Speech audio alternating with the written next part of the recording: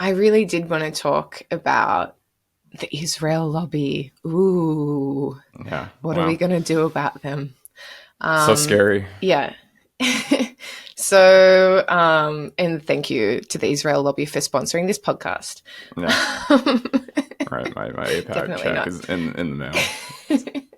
Yeah, tell us a bit about John Mearsheimer and Stephen Walt, who tends to get overshadowed by Mearsheimer all the time. I'm not really Yeah. sure why. I guess Maybe Mearsheimer lately. Yeah. does more, like, I don't know, I think Mearsheimer is stuff more on TV. like, I'm not sure if Walt has met with Viktor Orban, and like I feel like Mearsheimer is just more offensive, frankly. So Provocative. yeah, Very yeah, but provocative. Walt's actually, I originally started reading Walt forever ago in Foreign Policy magazine, and I reviewed his book, The Hell of Good Intentions, for Quillette several years ago. Yeah, so they're both realists. Realism is a school of thought in international relations, which holds basically that state relationships are essentially dictated by mechanical forces. Like it's all down to the distribution of power in the international system. States are constantly vying to maximize their relative power in their regions, which basically means that we should pursue an amoral foreign policy that just seeks to find the right balance between different states. This is Mearsheimer actually calls this the billiard ball theory of international relations. So it's just these mindless forces smashing up against one another. And all of this theory obviously discounts the role of internal characteristics of states. So individual political cultures, individual histories, the ideologies and personalities of leaders, all of the things that to me make a state behave like it behaves. Are to realists just sort of sideshows. They're irrelevant variables. All that matters is the distribution of power. And I just think that historically this is just kind of an insane view. Just as a brief aside, Hitler would not have attempted to establish a pan-German empire in Europe if he didn't believe in the racial superiority of Germans. If he didn't have this ideology of expansionism and anti-Semitic, murderous, violence. Like his beliefs led him to behave like he did. Like it just seems like the most obvious denial of reality to say that beliefs and ideologies don't dictate behavior on the international stage, especially in one-party states.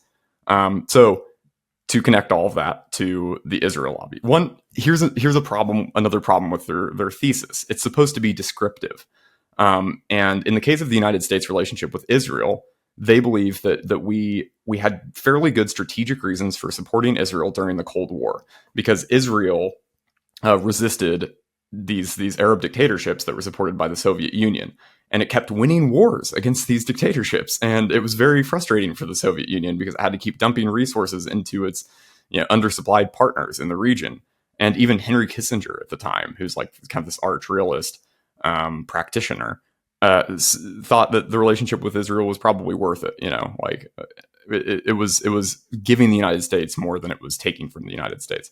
And Mearsheimer and Walt believe that after the Cold War ended, the strategic rationale for the relationship ended as well. But support for Israel has not ended. I mean, the United States it always ranks at the very top of the list of countries receiving military aid from the U.S., and Americans remain very committed to Israeli security.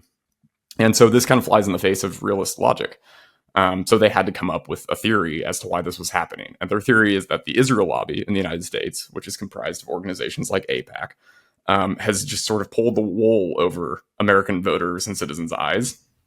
And Gentiles. Ooh. Yeah. So they've convinced us that that Israel deserves support when it does not, in fact, deserve support. And then they run through the strategic reasons why it doesn't, the moral reasons why it doesn't. So that's the basic thrust of their argument. And I read an essay for Quillette pointing out that there are some very fundamental flaws with that argument. The main one is that Americans just genuinely support Israel for pretty good reasons. Yeah, that we have similar shared values, right? Yeah. Yeah, that's my central argument. And so to unpack that just a little bit, I think the fundamental flaw in their original essay, which is in the London Review of Books, which is just titled "The Israel Lobby," ominously, and then their book, "The Israel Lobby and U.S. Foreign Policy." What they don't explain is how the support for Israel arose in the first place.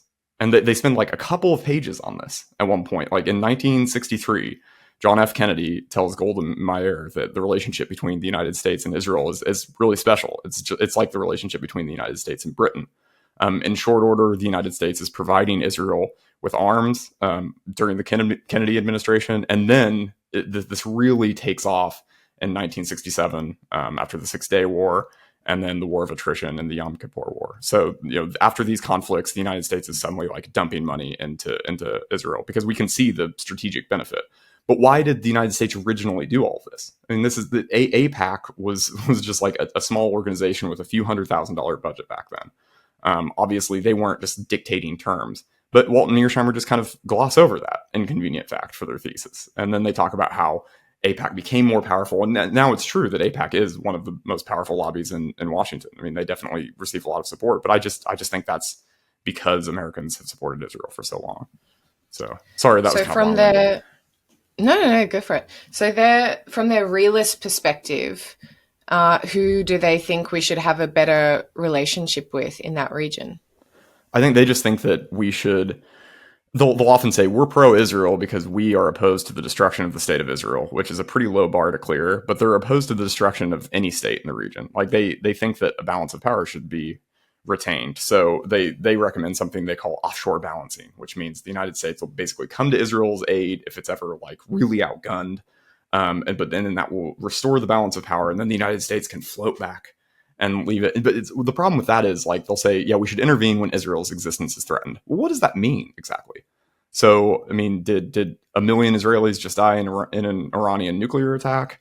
Assuming that Iran gets a nuclear weapon in the future, and then America can come to Israel. What kind of ally would we be if we said we'll only come to your aid if your existence is threatened? So that's. I don't fully understand this concept of balancing of powers. Like for them, what is a good balance of powers? I guess it depends on.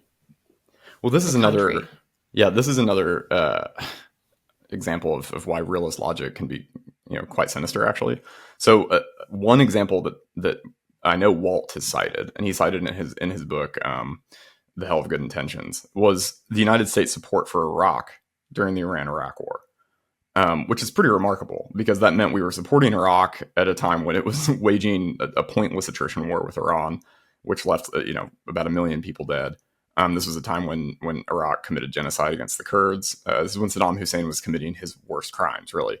And Walt seems to think that supporting Iraq during that war was a perfect example of realist logic, because you didn't want Iran to become the regional heavyweight. You didn't want them to become what's called the regional hegemon. So support Iraq, keep them balanced. But that's to me, that's like a hideous prescription. I mean, basically what you're saying is we're going to perpetuate this pointless attrition war that's killing hundreds of thousands of people, and we're going to support a dictator who is a monster, a genocidal dictator at that. And then we're also ensuring that the Iranians hate us even more than they already did. So it's just, that's an example of balance of power logic, and it's also an example of realist amorality or immorality.